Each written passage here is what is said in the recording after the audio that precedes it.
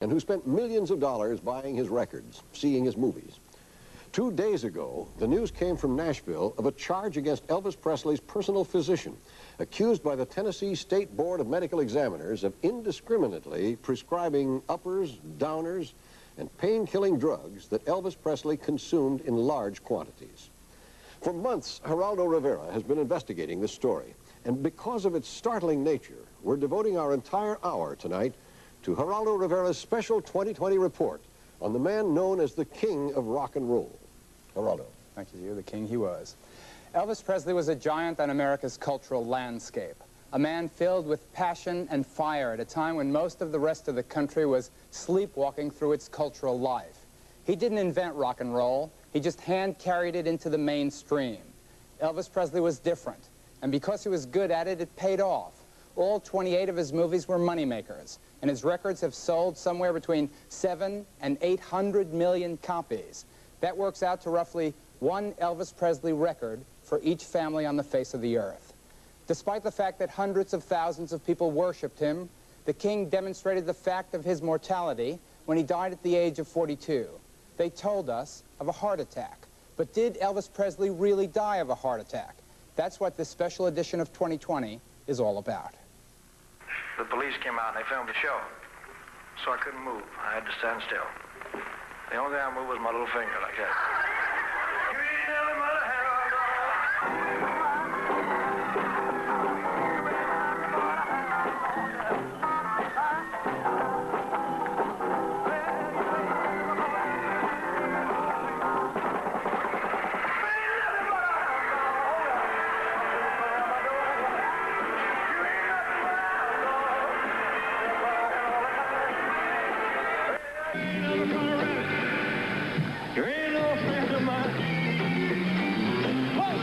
He was, of course, the first and greatest of the world's rock stars, and his death shocked the nation. The working-class hero, the hillbilly cat, was dead, and 2 years later, hundreds of thousands still mourn his passing. Sensitive, sensual, generous, talented, he had been living proof that the rags-to-riches American dream could still come true. Since his death, that memory has been tainted slightly by a smoldering controversy. Did Elvis really die of a heart attack? Or was he just another victim of self-destructive overindulgence? I don't think he had a heart attack. That's what I'd like to believe, that he died from a heart attack. I know he had a hard life. Wouldn't make no difference. Everybody should be told the truth. I've been thinking about that. I hope and pray that he didn't do it on purpose. We know that at the time of his death, Elvis was no longer the slim, swivel-hip sex symbol he once was. As this videotape of his last concert clearly shows, by June of '77, 2 months before he died, Elvis seemed strained and swollen. But despite his apparent physical condition, he could still thrill his audience with the power of his voice and the strength of his personality. I said, see, she's your right.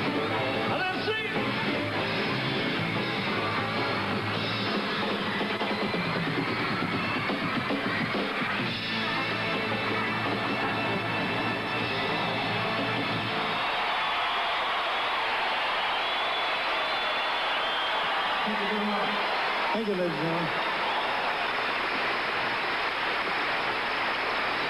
I'd like you to say hello to my girlfriend, Ginger. Ginger, stand up, honey. Sit down, Ginger. It's enough for her.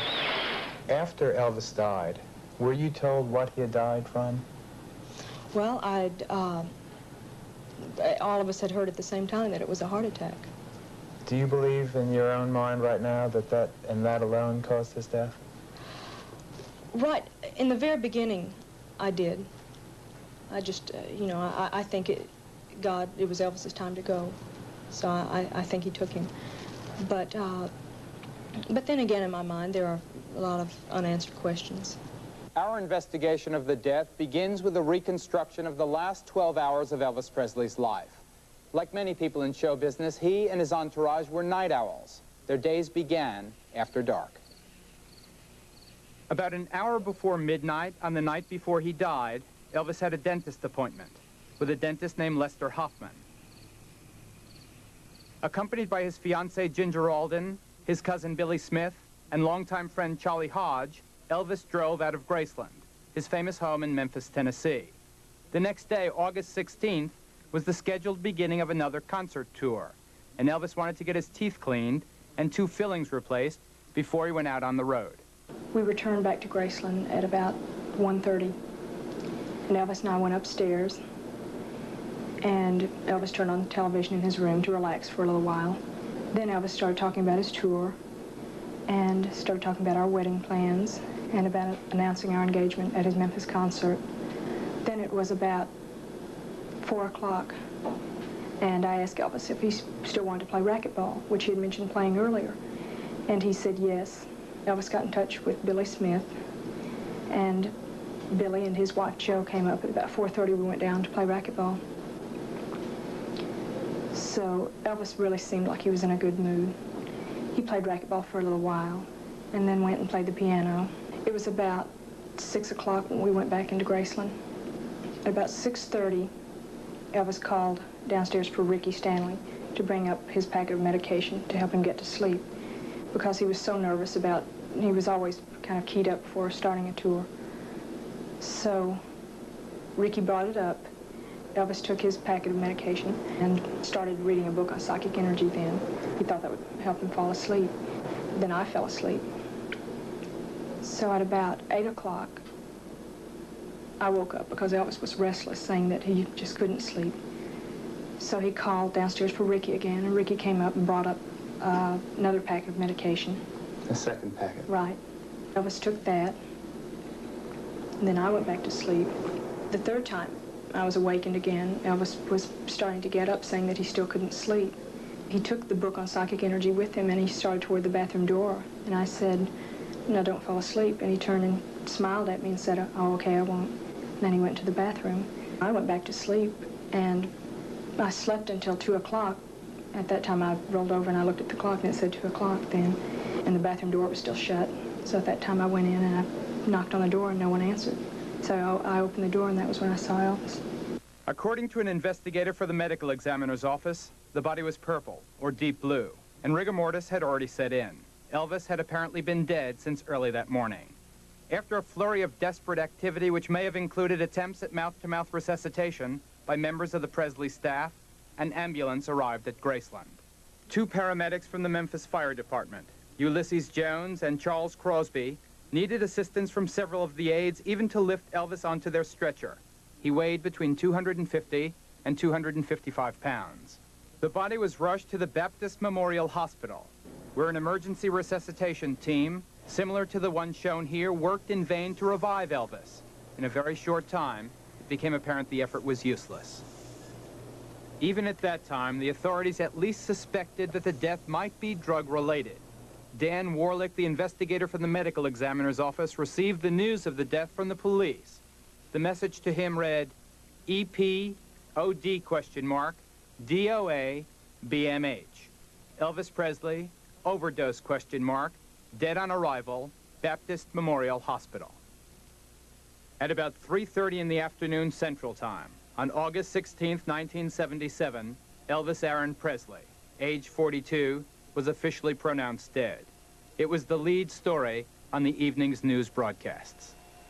It may have been a heart attack, but police in Memphis, Tennessee are also investigating the possibility that Elvis Presley's death this afternoon was caused by a drug overdose. Presley was found unconscious in his mansion at about 2:30, was pronounced dead an hour later. Since the crowds had already begun gathering outside Baptist Hospital, the doctors decided to perform the autopsy there, rather than risk transporting the body to the morgue in the city hospital across the street. The autopsy was performed by approximately 8 doctors on the staff of Baptist Hospital, and it was, in their words, the most painstakingly complete autopsy they had ever done. Item: ABC News has learned that no immediate discovery was made of any disease or injury which could have caused Elvis's death.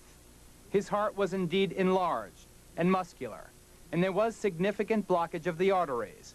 But according to 2 doctors present at the autopsy, serious heart disease was still years away for Elvis Presley.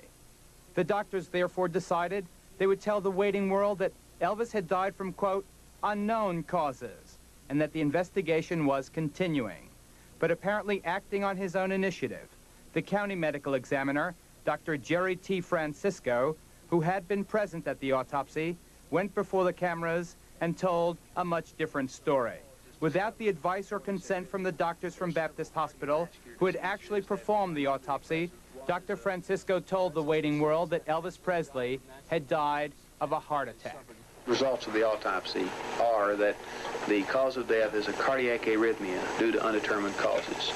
There are several cardiovascular diseases that are known to be present. One is a mild degree of hypertension that had been under treatment for some time, and that there was hardening of the arteries, the coronary arteries of the heart, known as coronary atherosclerosis. To the millions of people who knew the man and his music and loved it, people like me, Dr. Francisco's announcement brought almost a sigh of relief. Elvis Presley was dead, but while that was terrible, at least he had died of natural causes. At least the king had not followed in the melancholy rock and roll tradition of Janis Joplin, Jim Morrison, Jimi Hendrix, and all the others. But did Elvis really die of a heart attack? Sometimes the truth hurts. Our investigation indicates he did not. We'll tell you the real story of how and why he died after this. Shocked and saddened millions of Elvis fans. The public was told that his death was caused by heart attack. But almost from the moment he died, rumors began spreading about Elvis Presley's problems with drugs and about what really might have killed him. Geraldo Rivera has completed an extensive investigation of the death of Elvis Presley and the mystery surrounding it. Geraldo, it seems that you may have located the key to the mystery. The key to the mystery is the Shelby County medical examiner, Dr. Jerry T. Francisco, and if we had his help, we could have cracked this case months ago, but we did not. He consistently refused to be interviewed by us. Claiming that the information is confidential, he has also refused to make public the autopsy results that would lay to rest once and forever the controversy over how and why Elvis Presley died. In order to obtain those results, we filed a lawsuit against Dr. Francisco, the medical examiner. Our motives are simple. Based on the evidence you're about to see, we believe there's been a cover-up. Item. As far as we can determine, no member of the staff of Baptist Hospital, including Dr. Eric Muirhead, the internationally known pathologist who headed the autopsy team, has ever agreed with Dr. Francisco, the medical examiner's conclusions. They have never said that Elvis died of natural causes. Maurice Elliott, spokesman for Baptist Hospital. We never confirmed them, and we were not able to disagree with them either because of the fact that we are required to maintain the confidentiality of these records as a private patient as they now stand. Leading inevitably, Mr. Elliott, to speculation that the staff of Baptist Hospital arrived at a different conclusion than the staff of the medical examiner's office. Well, yes, obviously that speculation does exist, but there's just no way we can comment on it or put it to rest, really, and still maintain our obligation to respect the confidentiality or to maintain the confidentiality of the information. But there is one doctor who was present at the autopsy who did consent to talk with us on the record. His name is Noel Florendo, and he was an assistant to Dr. Muirhead. Dr. Florendo was called in on the autopsy because he's an expert in the use of the electron microscope. Working now at another hospital in Memphis, Dr. Florendo had the courage to tell us what really happened in the autopsy room. Remember, Dr. Francisco is the Shelby County medical examiner who announced Elvis had died of a heart attack, but Dr. Muirhead is the man who actually supervised the autopsy. Dr. Florendo, in your medical judgment, was there any evidence that Elvis Presley died of a heart attack? From what I saw grossly and from what my limited judgment was at that particular time, there was no gross evidence of a heart attack. There was no gross evidence of a heart attack? No gross evidence of a heart attack. Were you surprised by Dr. Francisco's announcement that he had died of cardiac arrhythmia? Personally, yes, I was surprised. What is cardiac arrhythmia? Cardiac arrhythmia, best explained, is an irregularity in the heartbeat sufficiently irregular enough to cause death. And in Elvis Presley's case? I could not find any morphological evidence of that, and indeed, I do not think there is any morphological evidence grossly to substantiate cardiac arrhythmia. So in your opinion, he did not die of a heart attack? In my opinion, I did not see any evidence of a heart attack morphologically. Morphologically meaning? Meaning there was no gross evidence of a heart attack. I I understand that you agree with Dr. Muirhead's conclusions. Yes, I agree with Dr. Muirhead's conclusions. And those conclusions being? Polypharmacy. That Elvis Presley died of the interaction of several drugs. Most probably, yes. Despite the contention by many officials in Memphis that Elvis Presley died of, quote, natural causes, that contention is disputed by scientific evidence uncovered here at the Bioscience Laboratories in Los Angeles. Bioscience was one of the 3 outside laboratories called in to help analyze the Presley autopsy. Their findings are depressing. According to those findings, at the time of his death, Elvis Presley was apparently abusing many different drugs. Bioscience was called in because it has some of the most advanced and sophisticated equipment available anywhere in the country. For almost 2 months, its technicians carefully analyzed the tissue samples for the autopsy being prepared in Memphis. ABC News obtained a copy of the Bioscience test results. The data revealed the following narcotic drugs in the body of Elvis Aaron Presley: codeine, morphine, methaqualone, also known as Quaaludes, Valium, Valmid, Placidil, Nembutal, phenobarbital, pentobarbital, and butabarbital. All of them are so-called downers, central nervous system depressants. Usually taken to bring on relaxation and sleep, the drugs are often abused. Several are addictive. The list of drugs found in Elvis Presley's body is certainly shocking enough. But in all likelihood, even that doesn't represent the whole extent of his drug abuse problem. ABC News has learned that shortly after Elvis's body was brought here to Baptist Memorial Hospital, the contents of his stomach were pumped out. And although the contents of the stomach are generally considered of vital importance in pinpointing the cause of death, they were destroyed in this case without ever having been analyzed. Given all we know now about Elvis Presley's drug abuse problem, it's reasonable to assume that vital evidence was therefore destroyed. Evidence of whatever drugs Elvis had taken shortly before he died. What we've so far been unable to determine is whether that evidence was destroyed intentionally or merely through neglect. In October of 1977, 2 months after Elvis was found dead in his bathroom at Graceland, word of the drugs found began leaking to the newspapers in Memphis. To quiet the spreading rumors, Dr. Jerry T. Francisco held another press conference. Shelby County Medical Examiner Dr. Jerry Francisco told reporters that the conclusion of his 2-month autopsy into the death of Elvis Presley is that the entertainer died of a heart attack and that drugs were not a contributing factor. The cause of death has been ascribed to hypertensive heart disease and coronary artery heart disease as a contributory factor. Dr. Raymond Kelly of Bioscience. When we undertake to do this sort of analysis, we do it in the most thorough and conclusive way as we possibly can. And we don't rush ourselves. We utilize every analytical technique we have available, and that includes some of the most sophisticated methods anywhere in the country. What about in a case with medical legal implications? We exercise more care in that sort of analysis than anything else that we do, because it has potential legal significance. How about the Elvis Presley case, specifically? How was that treated here? Well, that's the most important medical legal case we've ever had. And so we, if anything, exercised even more care in the analysis of those specimens than we would normally exercise. How do you respond, then, to the criticism by Dr. Francisco and others that the results found here at Bioscience could be discounted? That doesn't seem reasonable to me at all. I think that a person making that statement just couldn't be familiar with the way that we approach these kind of samples. As you know, Doctor, we have obtained by independent means a chart, a table, that lists the drugs that were present in Mr. Presley's body at the time of death. How sure are you that those numbers accurately represent the levels found in Mr. Presley's body at the time of death? I'm sure beyond a reasonable doubt. The findings of Bioscience were confirmed and amplified by both the other outside laboratories, the Orange County Coroner's Office and the University of Utah Center for Human Toxicology. After we verified the authenticity of the report, we took the raw data to a Los Angeles doctor, Matthew Ellenhorn. We asked him to analyze and review the data thoroughly. Ellenhorn's an expert in medical malpractice and a certified toxicologist. We asked him for the real cause of death. Cause of death was an overdose of codeine and an overdose of methaqualone or Quaalude.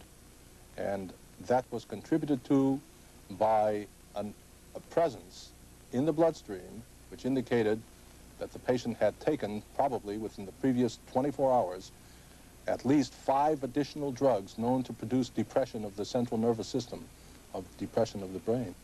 To be certain, we asked for a second expert opinion. We provided the data to Dr. Cyril Wecht, the coroner for Pittsburgh and Allegheny County, for analysis. Dr. Wecht is one of the foremost medical examiners in the entire country. I believe that Mr. Presley died as a result of a combined drug effect. Various drugs, all of which are known to be central nervous system depressants, collectively cause the heart and lung to be depressed. The brain controls the activities of the heart and lung involuntarily. And when the brain is depressed by multiple drugs, such as happened in this case, in my opinion, the heart and lungs will not function properly. What drugs specifically are we referring to, Doctor? There were several drugs involved here. The principal offender in this case was codeine, which is a pain reliever, but which is known to have a CNS depressant effect. Other drugs included Valium, a tranquilizer, Valmid, a sedative, Placidil, a sedative, phenobarbital, a sedative, and butabarbital, a sedative. It's incredible, really, that all these drugs should have been given to the patient simultaneously. There was one other drug involved, methoqualone, which is a tranquilizer. Knowing now about the laundry list of drugs, our investigative team decided to track down some of the people who knew Elvis best. David Stanley was his stepbrother. David also worked at Graceland as a security man and personal aide to Elvis. Listen to me, David. This is very important. You personally witnessed Elvis Presley abusing drugs on many, many occasions, almost daily. 3 times a week. I'd work a day, Ricky'd work a day, 2 other guys would work. So I'd about 2 to 3 times a week. But every time you were on duty? Every time. Every single time? Every day. Every day. Last 2 years of Elvis's life, it was every day. What would Elvis do if he didn't get the drugs he wanted? He'd get upset sometimes. We were in Vegas one time, and like we were there for like 8 weeks, you know, and Elvis was getting his drugs, but it got to a point to where his doctor wanted to shut him off in Vegas. And we couldn't reach the doctor anymore. So he jumped up on the table one day and he pulled out his .45 and he says, "I'll buy a goddamn drugstore if I have to." He says, "I'm gonna get what I want." He says, "You people better realize that either you're with me or against me. Either you take it or I'll buy your plane ticket home." Why didn't you stop him? I tried on different occasions to stop Elvis. When I saw him take something that I thought he shouldn't be taking or taking too much of something.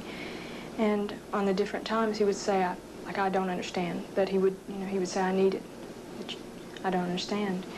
And when I first started dating Elvis, I just turned 20 at the time, and no one ever told me anything about what to expect, how the group was, or anything like that. I had to learn everything on my own. And the people that had been around Elvis for all these years, when I saw Elvis take something, which was mainly before he would go to sleep, I thought to myself, well, it must not really be harmful if it's prescribed. And if these people over the years, if Elvis is still doing it, then it must not really be very harmful for him. Elvis had a serious drug problem. Geraldo was very serious. The reason I can say is because I used to have a drug problem, we've discussed. And I would say it was very, very bad, and we knew if it continued that something like this would happen. We knew it would just be a matter of time. Rick Stanley, another of Elvis's stepbrothers, was working at Graceland on the night Elvis died. Were you the person who filled the prescription at Baptist Memorial? Yes, I was. What was it? It was Dilaudid. Dilaudid, a very powerful morphine-type drug. Class A narcotic. Then what did you do with it? Well, I went back to Elvis's house, went upstairs, and gave it to him. Talked with him for a moment, and left. Who signed that prescription? Dr. Nicopoulos. What was in the second packet that you brought upstairs? In the second packet were varieties of sleeping pills, Quaalude, some barbiturates, Seconal, Tuinals, Amytal, Valium, and a couple of Demerol tabs. Approximately how many pills? 6 to 8 pills. Was that common? Yes, it was. Did it happen every night that you were on duty? Oh, yeah. Every night I was on duty. Elvis couldn't sleep without it. W.S. Nash was the pharmacist on duty when Rick went to get the prescription filled at the Baptist Hospital Pharmacy. It was for Dilaudid, a powerful morphine-based narcotic. Dilaudid is a painkiller, but because the drug is so powerful and addictive, it's usually prescribed only in the most severe cases. And most certainly Elvis, who had had only 2 teeth filled that night, had no real medical need for the drug. Mr. Nash, the druggist, is now retired and living in Kentucky, but he's still pained by the memory of Elvis's last prescription. I pictured myself as a person dispensing the fatal dose that killed him, even though that the possibility is that had that been the only drug he had taken, it probably wouldn't have killed him. But in combination with others, I'm almost sure it did. As indeed it did. At this point in the story, there's something very important to be added. Elvis Presley was certainly no street addict. The drugs which destroyed his world and which finally killed him were all prescription medicine. He got the codeine from his dentist, the morphine and the quaaludes from his doctor. The drugs were all legal medicine prescribed by licensed doctors and dentists. That last prescription, for instance, the morphine, was written by a man named Dr. George Nicopolis. Dr. Nick, as he was called at Graceland, had been a close friend and a member of Elvis's so-called Memphis Mafia since 1966. I'll have a lot to say about Dr. Nick and about some of the other doctors who wrote some of the other prescriptions when 2020 returns after this. Cover-Up is a special 2020 investigation of the facts and circumstances surrounding the death of Elvis Presley. When the program continues, we'll be meeting the licensed doctors who provided Elvis with the legal medicine that killed him, the doctors, and the role they played in the bizarre life and unnecessary death of Elvis Presley, when 2020 continues in a moment.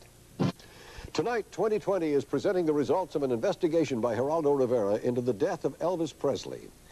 We've established that Elvis Presley was dependent on drugs, drugs prescribed by his own doctors, doctors who were supposed to help him.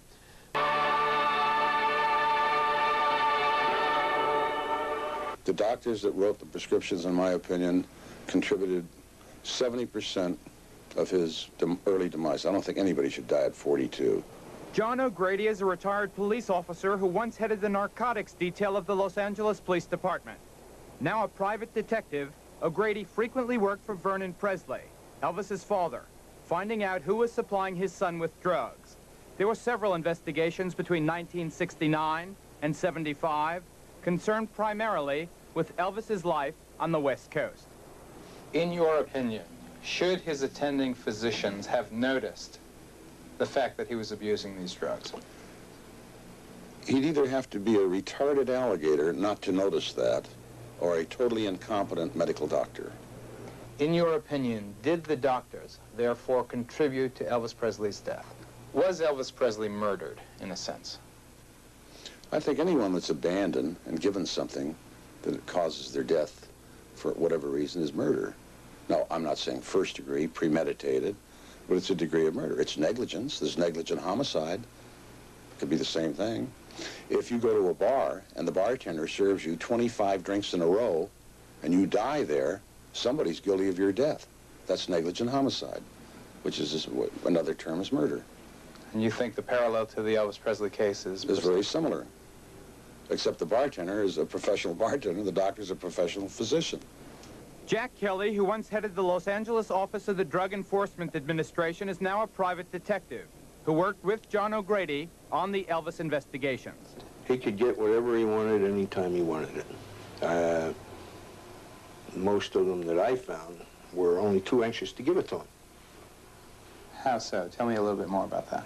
Well, for a variety of reasons.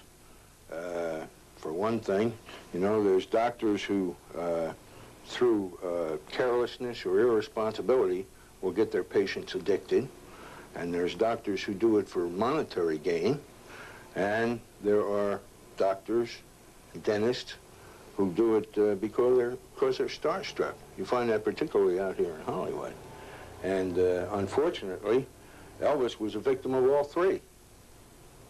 What about Max Shapiro? Max Shapiro was a source of supply for Elvis, unquestionably. You're sure of that? Yes, I'm positive of it. Dr. Max Shapiro, who asks everyone to call him Dr. Max, is at the very least a highly unusual dentist. Aside from the fact that he makes frequent house calls, the dentist also has the reputation in Hollywood of being a Dr. Feelgood, who makes his patients feel good by prescribing them narcotics, whether or not there's a medical need for the drugs. How would you respond to being called a Dr. Feelgood? Dr. Painless would be all right. But if I worked on a patient, they would never have pain. That was one of my very, very strong attitudes. I myself am afraid of pain. And I understand what a patient goes through. I've been lied to by doctors. They told me things wouldn't hurt. And they treated me, and it did hurt. Did you make sure that Elvis suffered no pain? Yes, of course. As all patients. Outside the office after the interview, we decided to ask Dr. Max for just a quick glance inside the metal case he always carries with him on his so-called house calls. You wouldn't let me peek inside there, would you?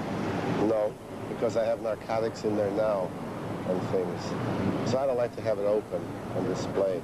I don't like people even know where I keep things because I've been robbed. But there are narcotics in there now. Yes, there are narcotics in there now. We did manage an earlier look inside Dr. Shapiro's case. It contained between 15 and 20 bottles of various narcotic drugs. There were no dental tools. Do you ever hear of Dr. Shapiro, Max Shapiro, the dentist from Los Angeles? Oh, yeah, I know who Max Shapiro is. I know him very well. Were you ever physically present when he was giving drugs, passing drugs to Elvis? I sure was all the time. And to me also. Tell me about it. Well, Max gave Elvis anything he wanted.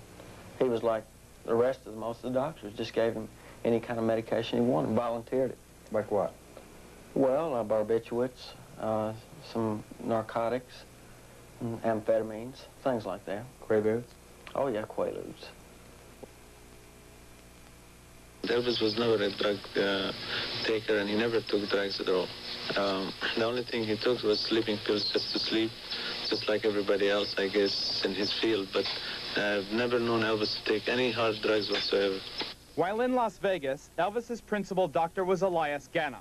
Speaking on the night Elvis died, Dr. Ganem told the interviewer that his famous patient did not abuse drugs, and certainly not drugs prescribed by him. Rick Stanley remembers it differently. Well, Elias was no different than the rest. You know, Elias did the same thing. Now, I'll say, Elias, to me, seemed like he cared for Elvis. But, you know, after a while, he fell into it like the rest of them and just was giving him whatever he wanted, whenever he wanted. Were there any doctors that said no to Elvis Presley? Not that I know of. And I was around him for a long, long time. Not that I know of. Nobody hardly said no to Elvis Presley. Dr. Ganem refused repeatedly to be interviewed by us. Elvis, of course, had many doctors over the years, but the doctor closest to him was a Memphis physician named George Nicopolis, known by the Presley entourage simply as Dr. Nick. The records indicate that, especially in the last year of his life, you prescribed certain medications to Elvis Presley in quite extraordinarily large amounts.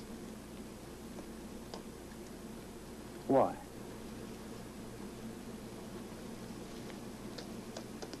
I can't comment on that, and I don't believe that's true. Well, the records we have, Doctor, and I'll say this as gently as I possibly can, indicate that from January 20th, 1977 until August 16th, 1977, the day he died, you prescribed to Elvis Presley, and the prescriptions are all signed by you, over 5,000 Schedule II narcotics and/or amphetamines. That comes out to something like 25 per day. I don't believe that. Well, is it something that you'd like to refresh your recollection on, or is it something that you deny? I deny. 2 days ago, the state of Tennessee initiated proceedings to suspend or revoke Dr. Nick's license to practice medicine, principally because of the way he cared for Elvis Presley. We have charged him with unprofessional conduct, gross incompetence, gross ignorance, gross negligence, and gross malpractice concerning his dispensing of narcotic substances.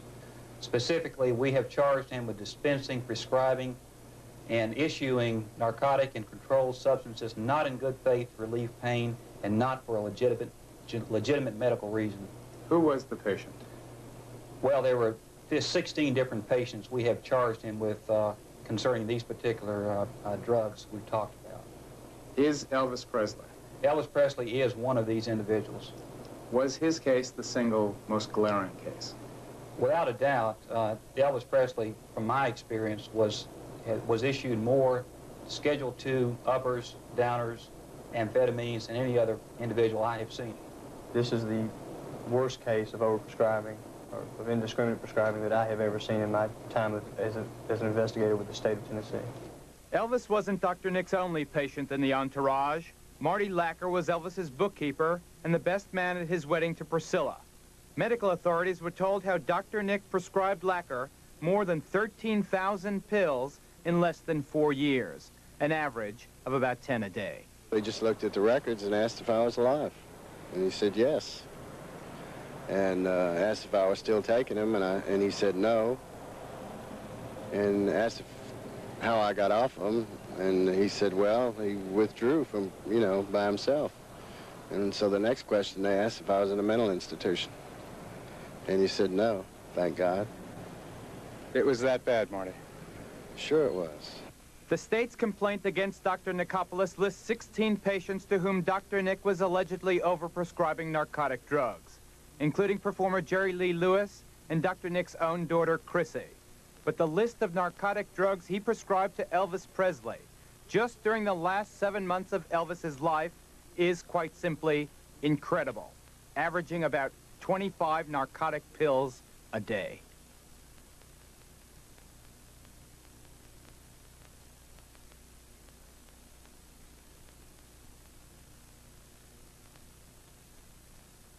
Why would you prescribe that amount of drugs in that limited period of time? I think you didn't understand me. I said, I don't think that I did. You don't think that you did? Or I know I did. You absolutely stating that you did not? Friendship was certainly one reason Nick gave Elvis what he wanted virtually whenever he wanted it. But there was another reason. Elvis and the entourage were Nick's main source of income, and ABC News has learned that Dr. Nick was in serious financial trouble in the months preceding Elvis's death. He was out on a financial limb because of his investment in this $5.5 million professional building. The building has been a financial flop. A quick tour indicates only about 1/3 occupancy. Nick also owed Elvis a lot of money. He'd borrowed $200,000 in 1975, and in March of 1977, Nick borrowed an additional $55,000 from his famous patient.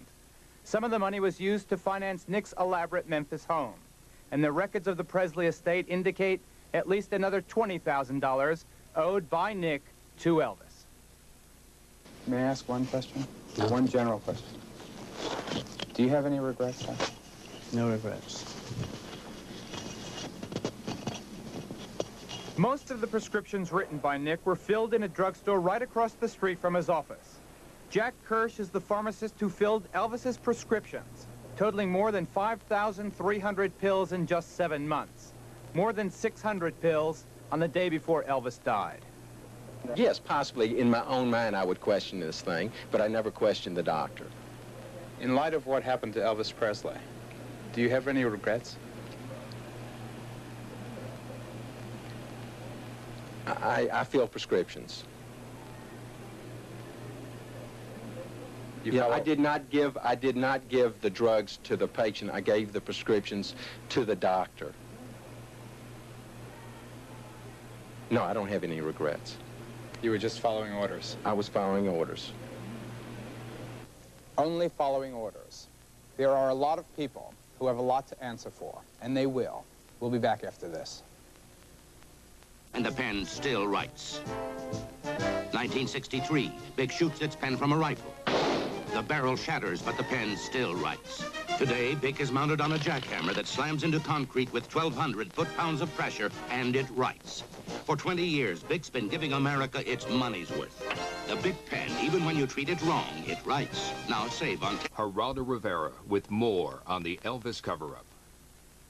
The official investigation of the death of Elvis Presley, at least insofar as we've been able to determine, must rank among the worst, most unprofessional investigations of this type ever made. For whatever reason or motive, essentially no real effort was ever made to truly unearth the circumstances of Elvis Presley's death. It seems almost as if the city of Memphis itself just did not care to know the truth about the death of its most prominent citizen. Consider, if you will, the following points. Item.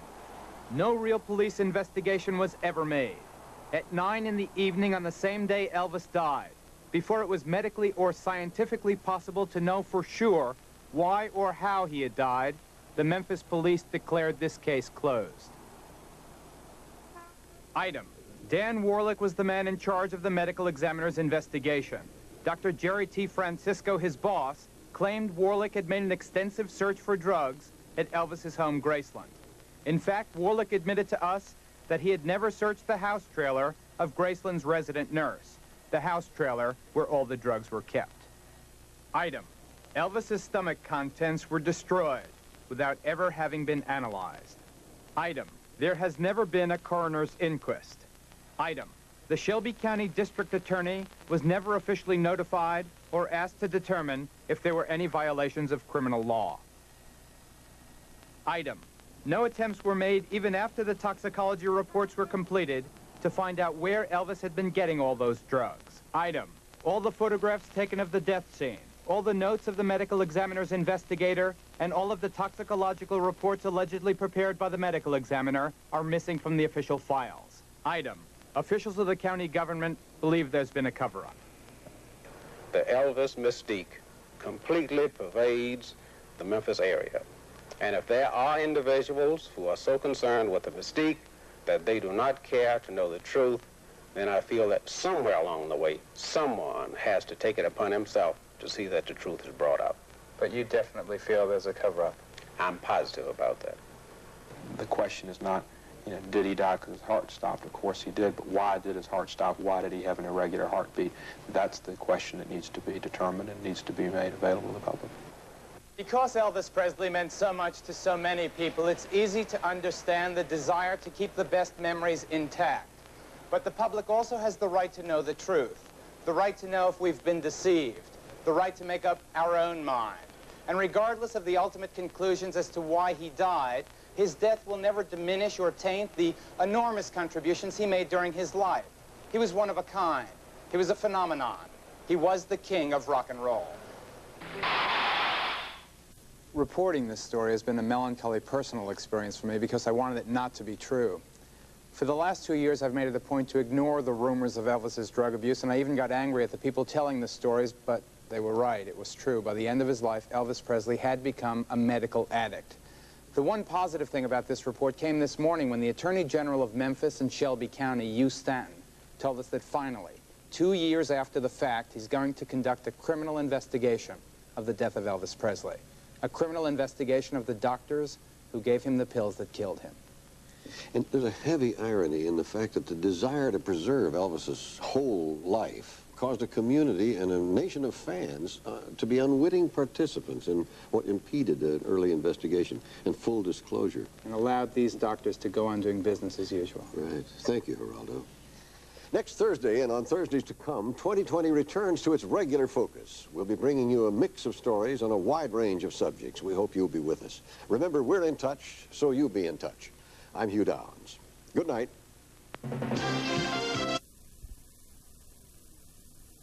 Then Michael Parks is a misfit cop. I'm Hugh Downs, and this is 2020. On the ABC News Magazine, 2020, tonight. The terrible thing about the COINTEL program is it was deliberate lies. This nation's federal police force, sworn to uphold the law, lied, broke the law, subverted justice in order to discredit tens of thousands of Americans, like actresses Jane Fonda and Jean Seberg, and civil rights leader Martin Luther King, and even a St. Louis housewife. In a frightening investigative report, Sylvia Chase exposes the FBI's counterintelligence program, COINTELPRO. She has dinner with me, and she goes to bed with me. But when she's on, she belongs to everybody. She bounces, she jiggles, and in the top-rated Three's company, she's a dumb blonde. Tonight, her story, from pinup to superstar. A Dave Marish profile. Suzanne Summers. No, no, and there he goes again. Get out there and keep the volley firm. Abuse, insult, rage, unrelenting pressure, and tennis. Tennis from dawn till dark. For this, parents pay Nick Bollettieri $12,000 a year and hope he'll make their kid a tennis champ. Tom Gerald reports on what it takes to make the best there is.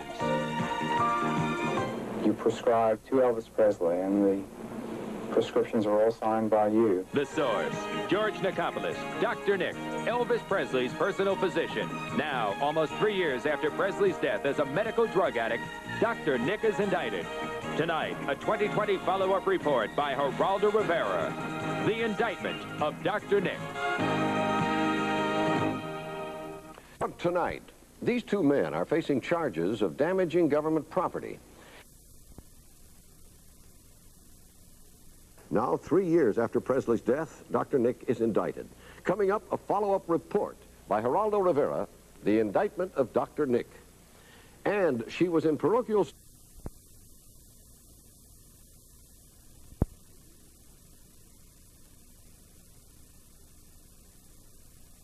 development in the investigation of the death of Elvis Presley. It's been almost a year since we began the first independent investigation into the death of Elvis Presley, the king of rock and roll. We had no idea back then where the investigation would take us. Tonight we have a better picture. There's been an important development, an indictment. And here with a follow-up on his investigative reports on Presley's death is Geraldo Rivera. Thank you. All we knew when we began this investigation was that many of the people closest to Elvis Presley simply did not believe he really died of a heart attack.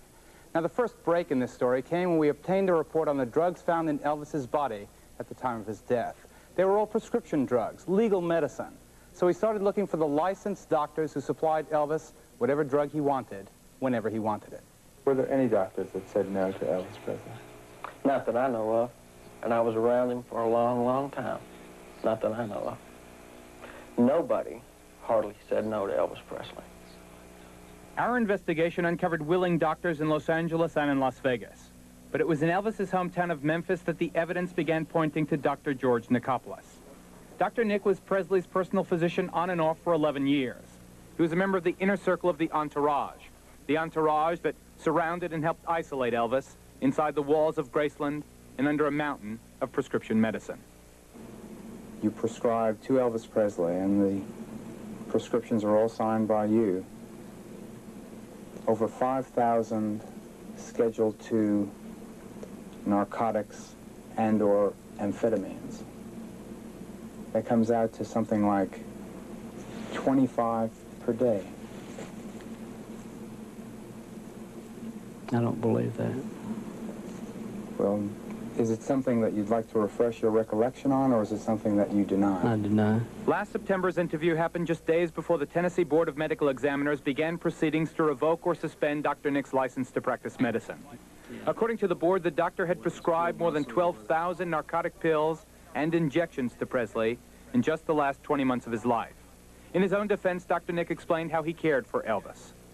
You can't imagine how big a nightmare this was for me. I mean, I tried to get psychiatric help. I tried to get him to go to sleep clinics. I tried to get him to get help from some other sources, and it was always either we'll do better or something. He just would not do it. Two facts were confirmed during the week-long hearing.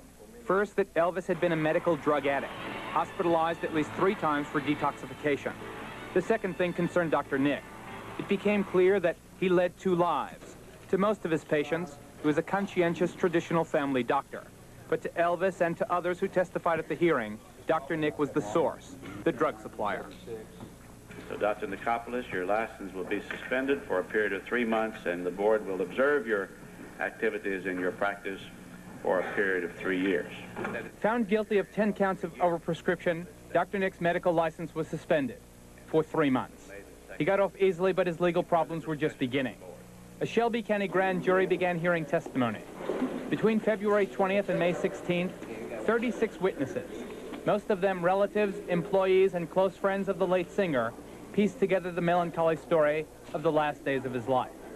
Among the witnesses were Ginger Alden, who discovered his body on August 16th, 1977. Marty Lacker, best man in Presley's wedding to Priscilla, who testified as to his own addiction at the hands of Dr. Nick.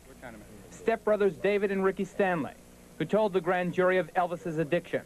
And Dr. Eric Muirhead, chief pathologist at Baptist Hospital in Memphis, who presented the autopsy report to the jurors and told them that Elvis had died of a combination of drugs. The investigators for the state of Tennessee screened all 40 hours of medical board hearings. In addition, they traveled to Los Angeles and Las Vegas, obtaining voluntary testimony from some other Presley intimates, like longtime manager Colonel Tom Parker, and from Linda Thompson, who went with Elvis after his divorce from Priscilla. Last Friday, the grand jury handed down its indictment. It accuses Dr. Nicopolis of unlawfully prescribing prescription drugs to Elvis Presley and to 10 other people, including another legend of rock and roll, Jerry Lee Lewis.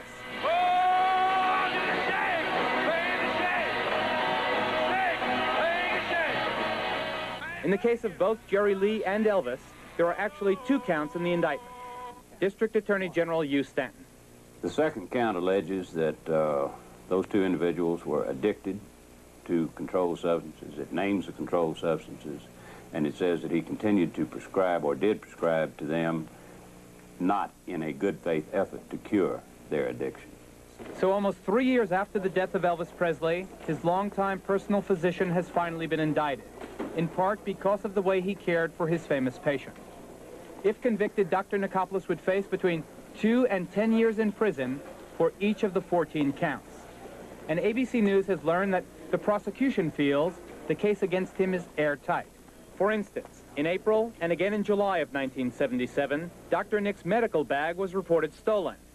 After the contents had been taken, the bags were recovered by the police. Before returning the bag to the doctor, the police apparently copied down his schedules for dispensing drugs to Elvis Presley. In other words, from the doctor's own notes, found inside his own medical bag, the state knows exactly what he gave to Elvis and when. Deborah Richardson worked briefly for Dr. Nick. Deborah, was there ever an occasion when you had access to Dr. Nicopolis' office when you saw drugs in there that were earmarked for Graceland? Elvis Presley's home here in Memphis. Yes, I went into his office one day, and there was a grocery bag on his desk, you know, about this wide and about this tall. It was on his desk, and a piece of paper was stapled to the bag. It had Graceland went across it, and I looked in it, and it was pharmaceutical samples. Pharmaceutical samples heading toward Graceland. About how filled was that big grocery bag? About half full. Half full of drugs. Mm-hmm. The indictment of Dr. Nick is the end of just part of this story. There is still what we call the Elvis Cover-Up. It is the usual practice in criminal cases like this one for the county medical examiner to assist the state in its presentation to the grand jury. But in the case of Dr. Nick, Jerry T. Francisco, the Shelby County medical examiner, was not even called in as an expert witness. Dr. Francisco, you may recall, is the man who has continued to insist that Elvis Presley died of a heart attack, despite the fact that the doctors who actually performed that autopsy almost 3 years ago have insisted since the beginning that Elvis Presley was apparently the victim of an accidental overdose of prescription medicine.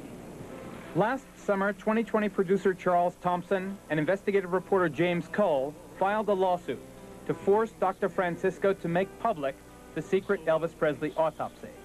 We maintain that that autopsy will prove that Elvis Presley died from the interaction of the prescription drugs in his system. Final arguments in that lawsuit will take place tomorrow morning in Memphis. Thank you, Geraldo. We'll be right back.